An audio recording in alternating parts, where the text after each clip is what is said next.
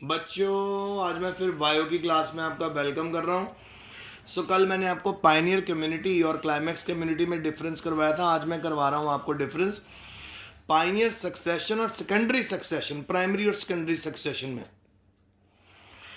तो सबसे पहले प्राइमरी सक्सेशन वहाँ होता है, उस एरिया में होता है जिस एरिया में जो बिल्कुल बंजर था और जो शुरू से खाली पड़ा, जहाँ पे कोई प्लांट नहीं उग रहा। सेकेंडरी सक्सेशन होता है ऐसे एरिया में जहाँ पे रिसेंटली प्लांट्स लगाए गए हैं। प्राइमरी सक्सेशन में आपको ढेर सारी सीरियल कम्युनिटीज़ मिलेंगी, जबकि सेकेंडरी सक्सेशन में आपको फ्यू सीरियल कम्युनिटीज़ मिलेंगी। अच्छा, और प्राइमरी सक्सेशन में आपको ह्यूमस नहीं मिलेगा इन द बिगिनिंग। ह्यूमस होता है बेटा डेड प्लांट और एनिमल्स, प्लांट्स मिलके बनाते हैं आपका उपजाऊ सॉइल, फर्टाइल सॉइल, उसको ह्यूमस बोलते हैं। तो ह्यूमस प्राइमरी सक्सेशन में नहीं मिलता। तो ह्यूमस जो होता है सेकेंडरी सक्सेशन में क्यों होता है? क्योंकि ऑलरेडी वहाँ पे प्लांट होते हैं, और जब वो प्लांट होते हैं, डाई आउट होते हैं, उनके जो लीव्स होते हैं वहाँ पे पड़े पड़े सड़ते हैं, तो ह्यूमस बनने लग जाता है। फिर प्राइमरी सक्सेशन में देखिए सॉइल एब्सेंट होता है बिगिनिंग के समय पर, जबकि सेकेंडरी सक्सेशन में सॉइल होता ही होता है, क्योंकि ऑलरेडी वहाँ पे प्लांट ग्रो कर चुके हैं, तो सॉइल की फॉर्मेशन भी शुरू हो चुकी होगी। फिर है बेटा Pioneer community comes from outside. अगर किसी कम्युनिटी ने सर्वाइव करना है तो वो बाहर से आके वहाँ पर जगह बनाती है। सेकेंडरी सक्सेशन में Pioneer community develop partly from previous occupant and partly from migrant. तो यानी यहाँ पे प्राइमरी कम्युनिटी कैसे होगी? जो पुराने वाले कम्युनिटीज़ हैं उनमें से बनने लग जाएगी, और जो बाहर से कोई कम्युनिटी रहने की आएगी उसके करके भी बन जाएगी। अच्छा, इसमें रिप्रोडक्टिव स्ट्रक्चर प्रीवियस कम्युनिटी के एब्सेंट होते हैं, जबकि यहाँ पे रिप्रोडक्टिव स्ट्रक्चर्स प्रीवियस कम्युनिटी के प्रेजेंट होते हैं।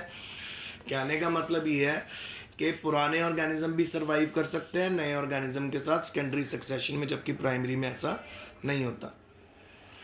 फिर आ गया जी बायोटिक कंपोनेंट बताइए इकोसिस्टम के। तो बहुत इंपॉर्टेंट है बेटा, बहुत बार पेपर में आता है।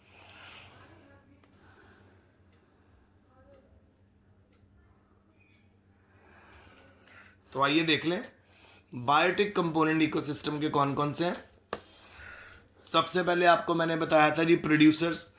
ये वो ऑर्गेनिजम्स होते हैं जो फोटोसिंथेसिस कर सकते हैं और अपना ऑर्गेनिक फूड खुद जनरेट कर सकते हैं इनऑर्गेनिक रॉ मटेरियल से, तो इनको हम बोलते हैं प्रोड्यूसर्स।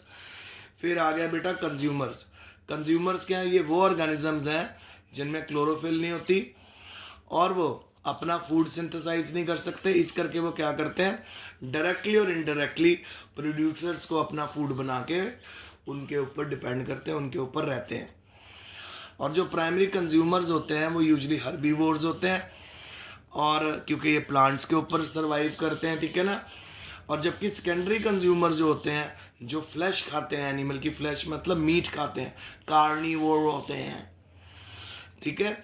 ये एनिमल जो सेकेंडरी कंज्यूमर्स को खाते हैं उनको हम टर्शरी एनिमल्स बोलते हैं। तो क्या हुआ, प्राइमरी कंज्यूमर हो गए हमारे सारे हर्बीवोर्स जो प्लांट खाते हैं। फिर सेकेंडरी कंज्यूमर हो गए हमारे वो एनिमल्स जो एनिमल्स को खाते हैं, उनकी फ्लैश को खाते हैं। फिर टर्शरी कंज्यूमर्स में वो एनिमल्स आ गए बेटा जो सेकेंडरी कंज्यूमर्स को खाते हैं। फिर आ गया जी हमारे पास देर आर स्पेशल कंज्यूमर भी, कुछ स्पेशल कंज्यूमर भी होते हैं। तो वो स्पेशल कंज्यूमर में सबसे पहले आ गए हमारे पैरासाइट। पैरासाइट में बहुत ऑप्शन है, जैसे बैक्टीरिया है, प्रोटिस्टा है, पारामीशियम, जुगलीना, और कई एनिमल्स हैं जो पैरासाइट का काम करते हैं, ठीक है। किसी ना किसी एनिमल से वो अपना फूड ऑब्टेन करते रहते हैं। तो जिस भी एनिमल या प्लांट के ऊपर ये सर्वाइवल के लिए जाते हैं वो होस्ट का काम करते हैं, और ये गेस्ट होते हैं, और होस्ट को कोई फ़ायदा नहीं होता, नुकसान ही होता है। फ़ायदा होता है तो सिर्फ इनको होता है, ठीक है। तो जी वो एनिमल पैरासाइट्स में इसमें आ जाते हैं स्कुरेंशिया कोलाई, अस्कैरिस लुम्ब्रिकोइड। अस्कैरिस लुम्ब्रिकोइड बेटा टेप वॉर्म है। फिर उसके बाद डबल कंज्यूमर्स क्या होते हैं, कुछ एनिमल्स होते हैं ओमनीवोर्स, लाइक हम ह्यूमन बींग्स, हम प्लांट भी खा सकते हैं, एनिमल्स भी खा सकते हैं ना, जैसे हम लोग हो गए। तो हम एक कैटेगरी से बिलोंग नहीं करते, एक से ज़्यादा कैटेगरी से बिलोंग करते कंज्यूमर की, क्योंकि हम हर्बीवोर वाली कैटेगरी से भी बिलोंग कर रहे हैं और कार्निवोर, इस करके हम डबल कंज्यूमर्स बन जाते हैं। मैन एक प्राइमरी कंज्यूमर है जब वो वेजिटेरियन है, और सेकेंडरी कंज्यूमर है जब वो नॉन वेजिटेरियन है, वेज भी खाता है नॉन वेज भी।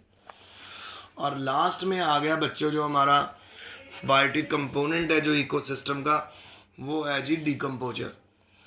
सो बायोटिक कंपोनेंट इकोसिस्टम का कौन कौन है? एक तो प्रोड्यूसर है, फिर कंज्यूमर है, फिर डबल कंज्यूमर है, अब डिकम्पोजर। डिकम्पोजर वो ऑर्गेनिजम्स होते हैं जो डेड और डिकेइंग ऑर्गेनिक मैटर को डिकम्पोज करते हैं और सिंपल और सॉल्युबल कंपोनेंट्स में कन्वर्ट कर देते हैं अपनी डाइजेस्टिव सिक्रीशन से। बैक्टीरिया और फंगस ये काम करते हैं, यानी ये पूरे के पूरे इनऑर्गेनिक मैटर को, सॉरी ऑर्गेनिक मैटर को किस में कन्वर्ट कर देते हैं? इनऑर्गेनिक मैटर में। So dead and decaying organic matter को इनऑर्गेनिक मैटर में कन्वर्ट करने के लिए ये जो हमारे डिकम्पोजर है ना बेटा, बहुत बड़ा रोल प्ले करते हैं, बहुत बड़ा। ठीक है, तो इनका भी बहुत जरूरी है साइकिल में होना।